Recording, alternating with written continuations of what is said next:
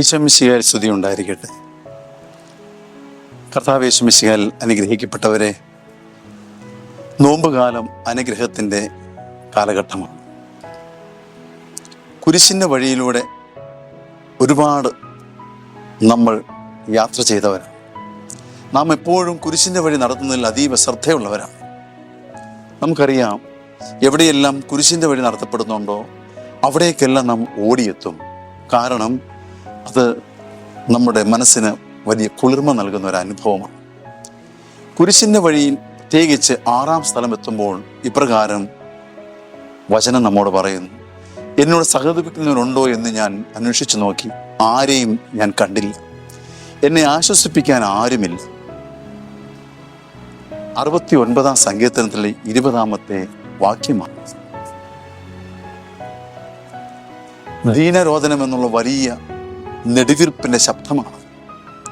കർത്താവ് യേശു മിശിഹായുടെ ജീവിതത്തിൽ അവിടുന്ന് അനുഭവിച്ച ആ തിക്താനുഭവം, കുരിശിൽ കിടന്നുകൊണ്ട് കർത്താവ് യേശു മിശിഹ പിതാവായ ദൈവത്തോട് നിലവിളിച്ച് പ്രാർത്ഥിക്കുക. താൻ ഈ ഭൂമിയിലേക്ക് വന്നതിന് ശേഷം ചെയ്തിട്ടുള്ള എല്ലാ നന്മ പ്രവൃത്തികളിലും അത്ഭുതങ്ങളും അടയാളങ്ങളും രോഗശാന്തിയും എല്ലാം വൃഥായിലായി പെയ്യുന്ന വലിയൊരു മാനസിക സംഘർഷം, എല്ലാം വൃഥാവിലായി പോകുന്ന ഒരു സാഹചര്യം. ആളുകളെല്ലാം നേർ വിപരീതമായി മാറും. തനിക്ക് എതിരെ സംസാരിച്ചു തുടങ്ങും, തനിക്കെതിരെ കരുക്കൾ നീക്കുന്നു, താൻ ഒന്നുമല്ലാത്തവനായി ചിത്രീകരിക്കപ്പെടും. നമ്മുടെ ജീവിതത്തിൽ പലപ്പോഴും ഈ ഒരു അനുഭവമുണ്ട്. മറ്റുള്ളവർക്ക് നന്മ ചെയ്യുമ്പോൾ, പുണ്യങ്ങൾ ചെയ്യുമ്പോൾ, മറ്റുള്ളവരെ സഹായിക്കുമ്പോഴൊക്കെ നാം ഓർക്കുന്നത് അവന് നന്മ ഭവിക്കട്ടെ എന്ന് കരുതിക്കൊണ്ട്, അല്ലെങ്കിൽ ആളുകൾ നല്ലത് പറയുമെന്ന് കരുതിക്കൊണ്ട്, ഇതല്ലെങ്കിൽ ഇത് കണ്ട് ആളുകൾക്ക് ഇതൊരു പ്രചോദനമായി മാറുമെന്നുള്ളതുകൊണ്ട്. പക്ഷേ പലപ്പോഴും വിപരീതമായ അനുഭവമാണ് ഉണ്ടാവുക. നമ്മളെ അകാരണമായി വേദനിപ്പിക്കുന്നു, പരിഹസിക്കുന്നു, നിന്ദിക്കുന്നു, നമ്മളെ സമൂഹത്തിൽ നിന്ന് ഒഴിവാക്കുന്നു.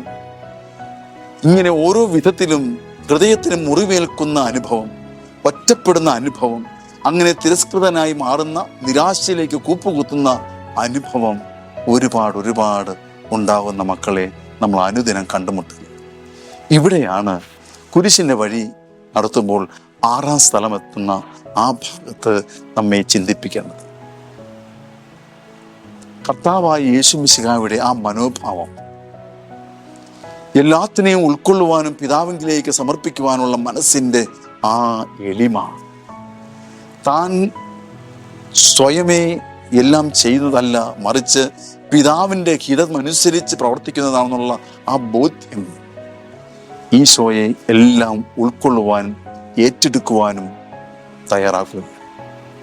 നിന്റെ ജീവിതത്തിൽ എപ്പോഴും ഓർക്കുക, നീ ജീവിക്കുമ്പോൾ നീ നിന്റെ സഹോദരനോ, നിന്റെ കുടുംബത്തിനോ, അയൽവാസിക്കോ, ആർക്കുമാകട്ടെ, നീ ഒരു പുണ്യം ചെയ്യുമ്പോൾ, നല്ലത് ചെയ്യുമ്പോൾ അത് ദൈവത്തെ ഹൃദയത്തിൽ ധ്യാനിച്ചുകൊണ്ട് ചെയ്യുക. ഒരു പക്ഷേ അതിൻ്റെ പ്രതിഫലനം വളരെ തിക്താനുഭവമായി മാറിയെന്ന് വരും, ഒന്നുകിൽ അത് അനുഗ്രഹപ്രദമായ അനുഭവമായി മാറിയെന്ന് വരും. ഇവയുടെ എല്ലാം മധ്യേ കർത്താവിന് പ്രാധാന്യം കൊടുക്കുകയും കർത്താവിൻ്റെ പീഡാസനങ്ങളെ അവയിലേക്ക് സമർപ്പിക്കുകയും ചെയ്യുക.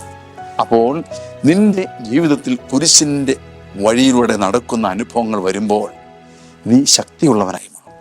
ദൈവത്തിൻ്റെ ആത്മാവ് നിന്നെ ബലപ്പെടുത്തും. നീ തളരാതെ ഏറ്റവും ഉന്മേഷത്തോടെ ദൈവത്തിൻ്റെ ആ വചനത്തിന് വേണ്ടി നീ അഹോരാത്രം നീ ജീവിക്കും. രാവും പകലും നീ അത്രമേൽ ഉറച്ച ബോധ്യത്തോടെ, ഉറച്ച പാറ പോലെ നീ ജീവിക്കുമ്പോൾ കർത്താവ് നിനക്ക് എല്ലാം അനുഗ്രഹമാക്കി തീർക്കും.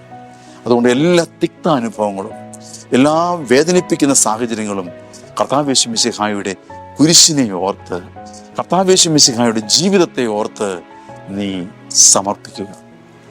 അപ്പോൾ നിന്നെ ആരാശ്വസിപ്പിക്കാൻ വന്നില്ലെങ്കിലും, ആരും നിന്റെ കൂടെ നിൽക്കാനില്ല എങ്കിലും, നീ നിന്റെ ഭാരമേറിയ ജീവിതം നിനക്ക് സ്നേഹത്തിൻ്റെ അനുഭവമായി മാറും. അപ്രകാരമുള്ള ജീവിതമാണ് ഈ നോമ്പ് കാലത്ത് നിന്നെ സ്വാധീനിക്കുന്നത്. നീ മല കയറുമ്പോൾ, കുരിശിൻ്റെ വഴികൾ അർപ്പിക്കുമ്പോൾ, നിന്റെ കൂടെ മറ്റനേകം മക്കൾ മല കയറുന്നത് കാണുമ്പോൾ എല്ലാം മറ്റുള്ളവരെയും ഇപ്രകാരമുള്ള ദൈവത്തിൻ്റെ പരിശുദ്ധാത്മ അഭിഷേകത്താൽ നിറഞ്ഞ് സന്തോഷപൂർവ്വം അവൻ്റെ ജീവിതമാകുന്ന ഭാരം ഏറ്റെടുത്ത് വഹിക്കുവാനുള്ള ത്രാണി ലഭിക്കാൻ പ്രാർത്ഥിക്കുക. അതാണ് ഈ നോമ്പുകാലത്ത് നിനക്ക് ലഭിക്കേണ്ടത്. കർത്താവ് യേശു മിശിഹ നമ്മെ പഠിപ്പിക്കുന്നതും അതാണ്. അങ്ങനെ സഹനത്തിൻ്റെ വഴിയിലൂടെ മുന്നോട്ട് പോകുമ്പോൾ ഉണ്ടാകുന്ന ഇപ്രകാരമുള്ള തീവ്രമായ മനോവ്യഥകൾ നിനക്ക് അനുഗ്രഹത്തിൻ്റെ വഴിയായി രൂപപ്പെടട്ടെ. ദൈവം അപ്രകാരം നിന്നെ ക്രമീകരിക്കട്ടെ. ഈ നോമ്പിൻ്റെ ദിനങ്ങൾ ഏറെ പ്രധാനപ്പെട്ട 40-ാം വെള്ളിയോട് ചേരുമ്പോൾ കർത്താവ് യേശു മിശിഹ നിന്നോടൊപ്പം ജീവിക്കുന്ന അനുഭവം ഉണ്ടാകട്ടെ.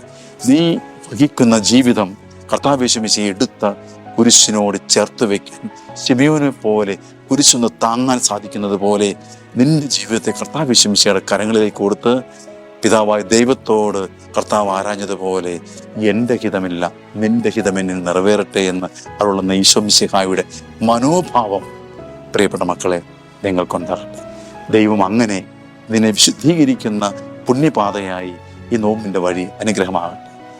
പിതാവിനും പുത്രനും പരിശുദ്ധാത്മാവിനും സ്തുതി.